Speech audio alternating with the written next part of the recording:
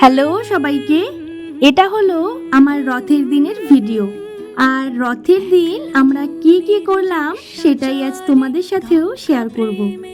প্রত্যেকবার তো সোনালীদের বাড়িতে আমাদের ইনভাইট থাকে, ওদের বাড়িতে না রথের দিন পুজো হয়। আর এইবারও ইনভাইট ছিল, তাই রেডি হয়ে নিয়েছি।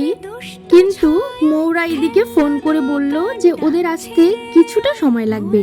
তাই সেই সময়টায় না মনেকে এক প্রকার জোর করেই বাইরে নিয়ে এসেছি, কারণ আমি এই নতুন জামা পরেছি বলে আমাকে কিছু ফটো ভিডিও তুলে দেবে। আর আমার এই ভিডিওটা আমার এত ভালো লেগেছে। যাই হোক, এই তো বেরিয়েও পড়লাম আর মোড়েও চলে এসেছি, কিন্তু ওদের জন্য আবারও আমাকে ওয়েট করতে হয়েছে। তবে যাওয়ার সময় না একটা আবার ভালো জিনিসই হয়েছে, যেতে যেতে আমরা আবার রথও দেখতে পেরেছি।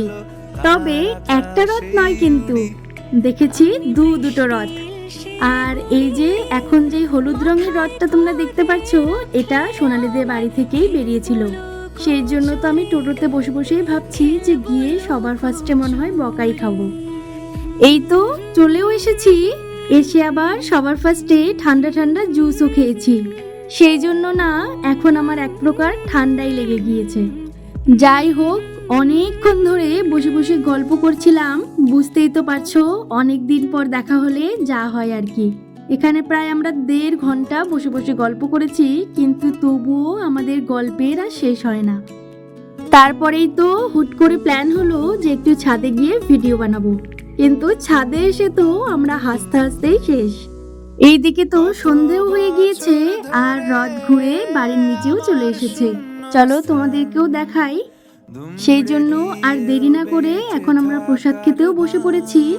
আর প্রসাদ খেয়ে সোনালীকে টাটা বাই বাই করে আমরা আবার বাড়ির পথেও রওনা দিলাম। ভীষণ সুন্দর কেটেছে আজকের দিনটা। আর তোমাদের রথ কেমন কেটেছে তা কিন্তু অবশ্যই জানিও।